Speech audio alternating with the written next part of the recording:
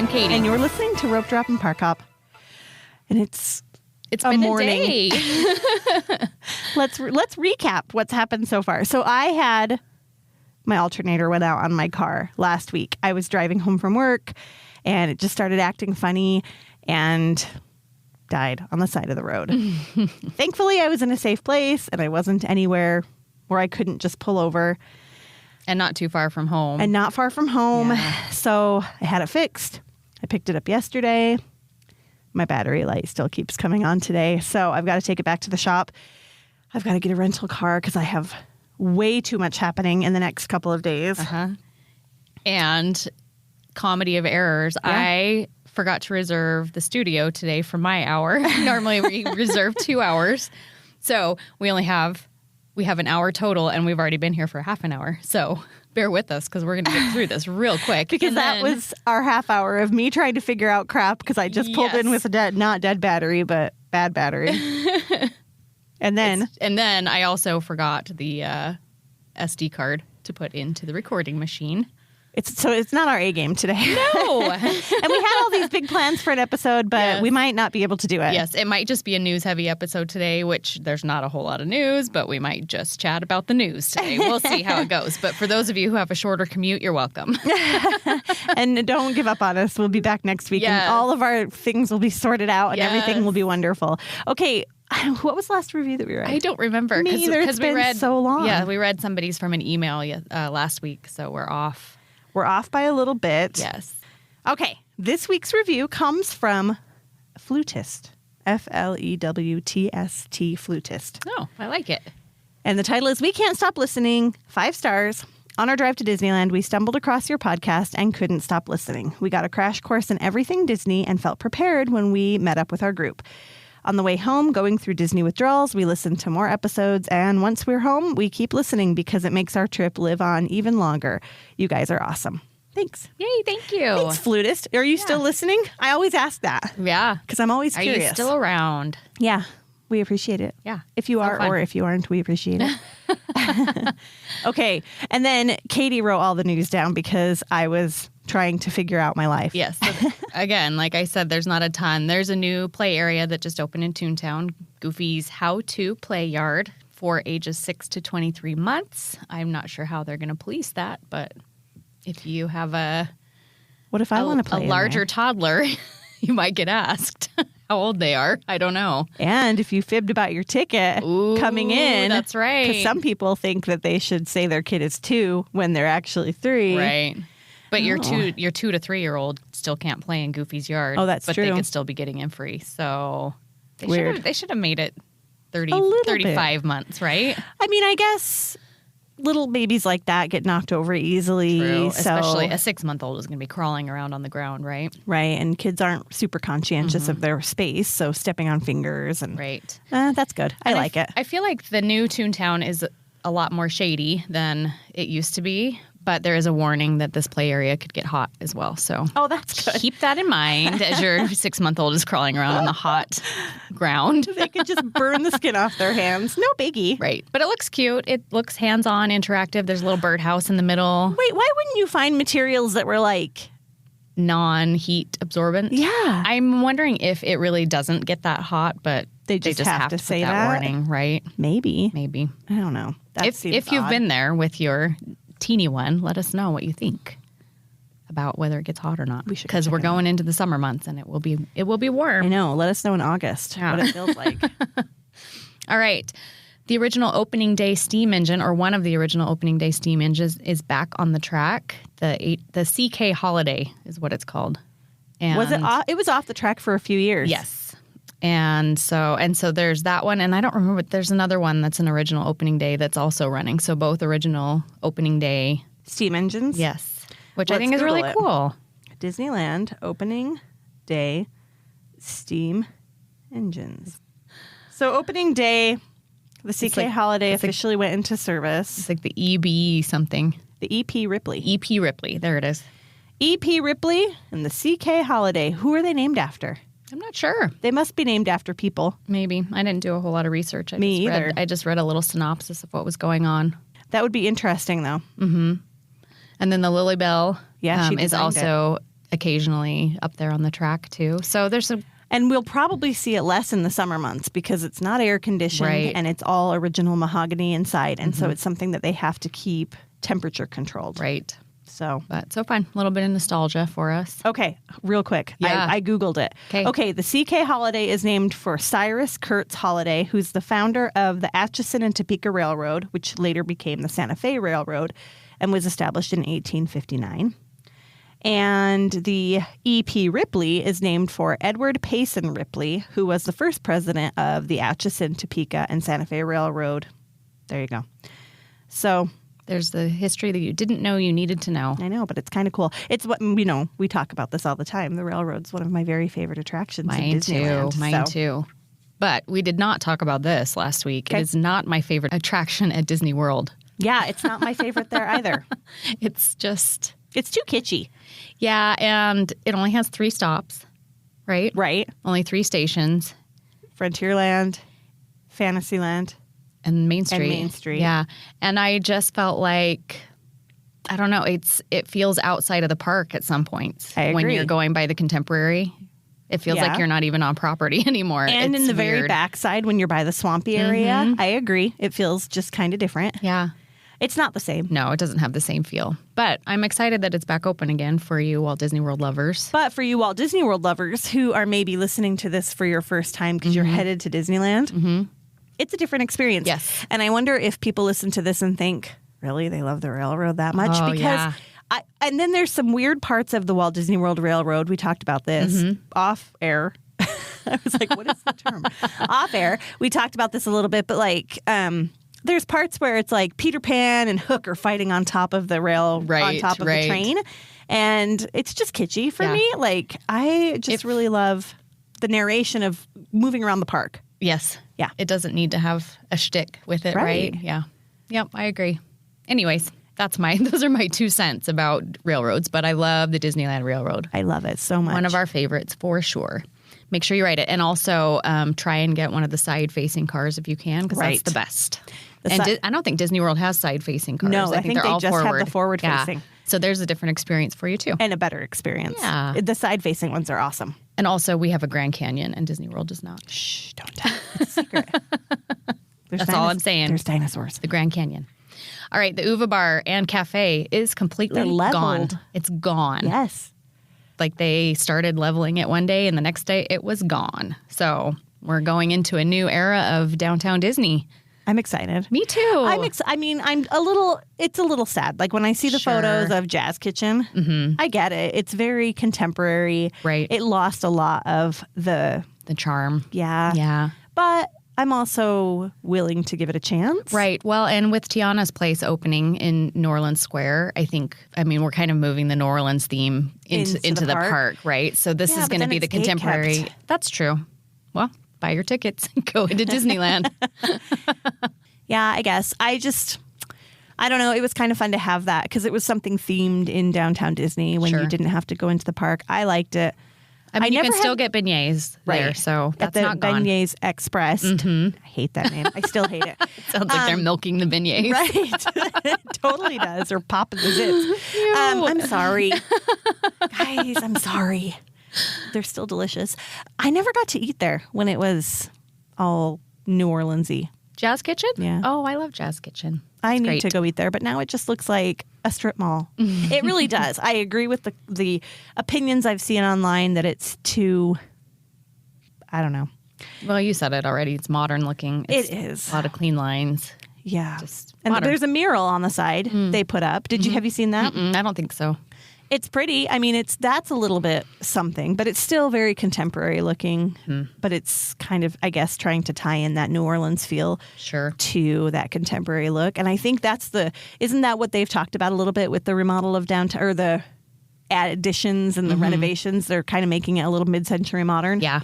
Yeah. To kind of match the Disneyland Hotel a little bit, I guess. Yeah, I guess. Which, I don't know. Whatever. Like I said, I'm willing to give it a try. It doesn't mean I'm not disappointed. Sure. Slightly. And Pixar Place, is that what it's called? Pixar Yeah. Place. I get Yes. them mixed up. Pixar Place is coming along, and that sort of has a mid-century modern feel to it, too, I would say. Okay. Like clean lines. Clean lines. Yeah. And having just stayed at the Contemporary, the Incredibles theme there is very mid-century modern. So it's like Disney is just trying to go mid-century modern. All across the board. That's funny. Which, that's sort of when it opened. Yeah, was I guess during that's mid-century. Yeah. Yeah. So maybe that's kind of what they're doing. Some nostalgia for 100 years of the Disney company. Dear Disney, if we're going to be going with this mid-century modern feel, how about we bring back the Carousel of Progress? And the People Mover. Let's do it. It's not so hard. No. I saw a car with a license plate the other day that said People Mover on it. Have you seen this car before? So. I think it's a Tesla. Oh, maybe not. It could be an electric Mustang. I can't remember which one it was, but I was so sad that I missed that boat. That is an excellent personalized license plate. Did I ever tell you that my kids, and for was it Mother's Day? I think it was Mother's Day one year. My family got me a personalized license plate. Okay. For your car? Yeah. They registered your car for you? Okay. Yep, they did. All right. They requested it. And let me give you a little background first. I'm loud, right? And I'm very excited about everything. But I also don't like to stand out. I'm okay with blending in. That's an extroverted introvert. Yes, very much. And when I go to work and I talk to people all day, I come home and I'm exhausted. So I really am. I'm in both columns. I'm not a big fan of custom plates for me. Yeah. It's a big thing in Idaho. Wherever you're listening from, let us know. Are personalized license plates ubiquitous where you are? Because they are so common here. Well, and I've seen some too, the Lexus, what's the SUV, an RX 350 or something like that. There's a license plate somewhere around town that is that vehicle. Let's say that's what it is. And their license plate says RX 350. Why are you paying extra money? It already says that on your car. For the model of your car. I don't understand it. Yeah, no, that's dumb. Anyway, they got me this custom plate, and I'm a dental hygienist, and the letters after my name, my designation, are RDH, Registered Dental Hygienist. So my license plate said Disney RDH, DSNY RDH. It was cute. Yeah. It didn't last very long. I put it on. We sold the car not very long after, and they reside in my garage now. Got it. But Kenley, my daughter, says that she's going to have her license plate say EZ, the number 2, LUV. Okay. Cute, huh? Easy to love. And a side note, since we're talking about this and we're in the weeds already, we were at the gas station the other day and we were backing out and there was a car pumping gas and their license plate said Kenley, Kenley. Oh, that's funny. And so I pulled up to the guy and I was like, is it weird if I take a picture of your license plate? And he kind of looked at me. I'm like, it's her name. He was like, what did I do wrong? Are you turning me in? Are you going to track me down? All right. That's basically it for news. Peter Pan, the calendar goes out to June 27th right now, and Peter Pan is still showing as down June 27th. So the other two Fantasyland attractions, Mr. Toad and Alice, open back up before then. Little Mermaid will be open back up. The only thing showing closed on June 27th is Peter Pan at Splash Mountain and the Splash Mountain photo area. I don't know why. They feel like they have to include that, but that is so there funny. it is. That is really funny. Sad, but it's coming. Yeah. And I'm excited for that too. Yeah. Oh, and Mint Julep Bar. Sorry. And you already know about that. And that's still available. It's just not available in its regular place. Right. Somewhere else. Are they at Hungry Bear currently still? I think they're at both. They keep moving them back and forth. I think they're at both. Yeah. Okay. Let's Google it. Not Google. Let's hashtag Beignet Watch. Search. Yes, always Beignet Watch because it's one of the most important things. It sure is. I mean, you can go to the Ralph Brennan's Jazz Kitchen, the Contemporary. Okay, so Royal Street Veranda and Hungry Bear Restaurant both come up with beignets. Okay, there you go. So you can get them at two places, which I kind of like. Yeah, why not? Beignets galore. And if you have gone when Mint Julep Bar is open, sometimes the line for the beignets circles all the way back to Club 33. It's far. And so maybe we should leave them at a couple places. Maybe, yeah. And have them available. Well, and you can mobile order at Hungry Bear, but not at Royal Street. Can you mobile order at Royal Street? Okay, so you can mobile order both. Yep, and you can mobile order at Mint Julep Bar too, which why don't people do that? Yes, I don't know. We always recommend mobile order. Yeah. Remember when mobile order first came out? And everyone was hated like, it? yes, this is the worst thing ever. And then during COVID times when we went to Disney World, you could only mobile order. They weren't even letting people go in a restaurant if they hadn't placed a mobile order already. And people remember were that. ticked. They had cast members at the Yes. door making sure to check your stuff. Yes. Yep. And now I feel like people are used to it and love it. And that there's still people that will wait in a line at a restaurant. Blows my mind. Right. Because, I mean, I guess could if be you doing just other Yeah, I stuff. guess if you decide at the last minute that you wanted and chicken sometimes- fingers and fries, and you would have to wait the in a mobile line. order time is bumped out a little Right, ways. that's what I'm saying. Yeah. Is if you decided at the last minute and it was a busy time, maybe you could wait. You would have to wait in a line, but you shouldn't have to. You shouldn't Plan have to. ahead. Order your Mickey macaron first thing in the morning for later. Set your time. Order your lunch earlier in the day. Set your time. Yeah. It's super easy. Okay, well, Okay. let's talk for 10 more minutes. What Sounds should we good. talk about? 'Cause we've got a few more minutes. So I think it would be fun to put out a poll on Instagram maybe to Okay. hear what everyone would like to hear our top 10s. Oh, that's to a good be. idea. Yeah. So that's our plan is to do some top 10s. Let me tell you what my ideas are so far. And you guys Today- can add to it. Today we were going to do, Yes. which prepare for this. This will be next week. Yes. Top 10 reasons to go to Disneyland without kids. Yeah. I asked my family.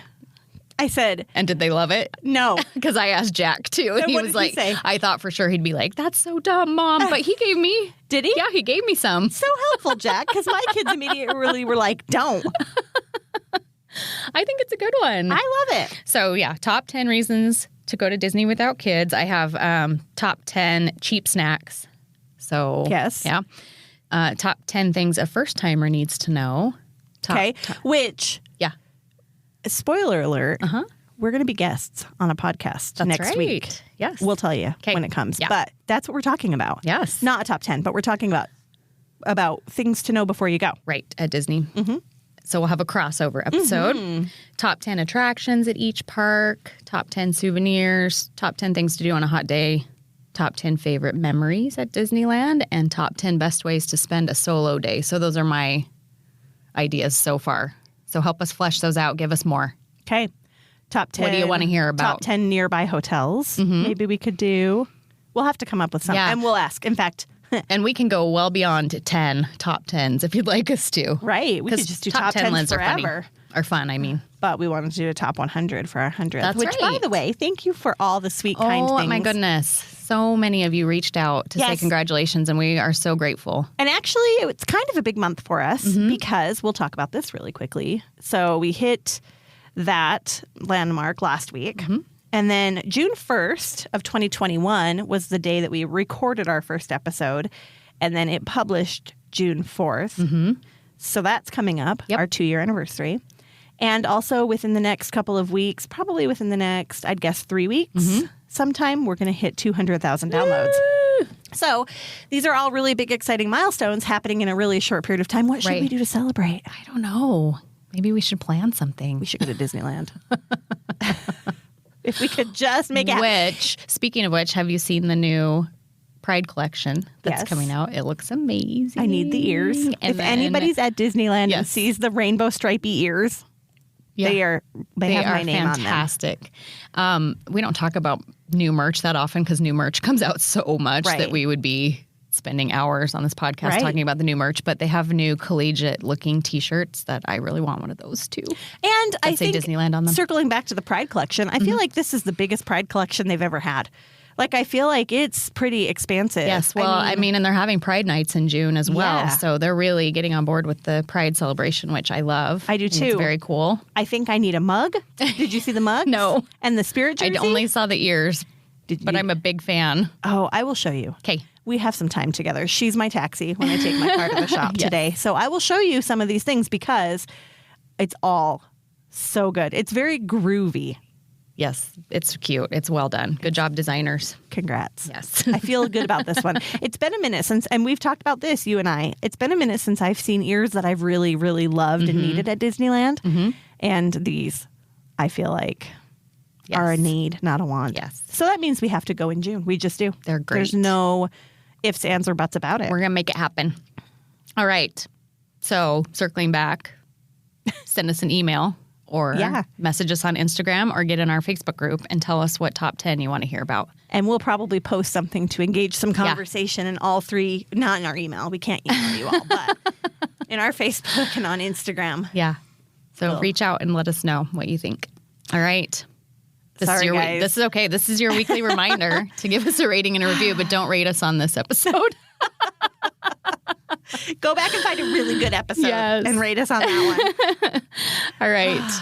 And guys, just cross your fingers that I can get a good alternator in my car. Yes. Aaron needs wheels this week. Oh my gosh. All right. So stressful. Okay. Have a great week, everyone. Thanks for joining us for this fun episode today. This is only 21 minutes, and by the time you edit it down, it's going to be real short. That's okay. Sorry, guys. Maybe we'll go on Instagram and we'll explain ourselves a little bit. Prepare you. Right, Soften the blow. Right. All right. Okay. Have a great week. Bye. Bye. You've heard us talk about Anchor before. Anchor was recently acquired by Spotify and has become Spotify for podcasters. And we love this interface. We've been using it for a long time, and we feel like it is super user-friendly. It made it so easy for us to start a podcast. Yes, and we have equipment available to us at our local library. You know we love our library, and that's where we record. But if you don't have that available to you, Spotify for Podcasters allows you to record and edit all from your phone. And upload to Spotify, obviously, and any other podcasting platform you can think of, such as Apple Podcasts, Audible, Amazon Music, anything. Yeah. And you have the option to do Q&A with your listeners. You can monetize your podcast through subscriptions or through ads. It's super user-friendly, super easy to do. And best of all, it's free. And it's free. And there's no catch. So if you're interested in starting a podcast, and you could today, you want to visit www.spotify.com/podcasters or download the Spotify for Podcasters app. And good luck. Go start a podcast. Our podcast is brought to you by Mouse World Travel. Imagine going on the most stress-free, well-planned Disney vacation of your life. Now imagine you didn't pay anything extra for that personalized service. That's what you'll get when you use an authorized travel planner from Mouse World Travel to book your next Disney vacation. From resorts to cruises and everything in between, they are here to help you get the most out of your next family trip. Just go to mouseworldtravel.com, fill out a short request form, and make sure you mention our code, Ropedrop, so they know that we sent you.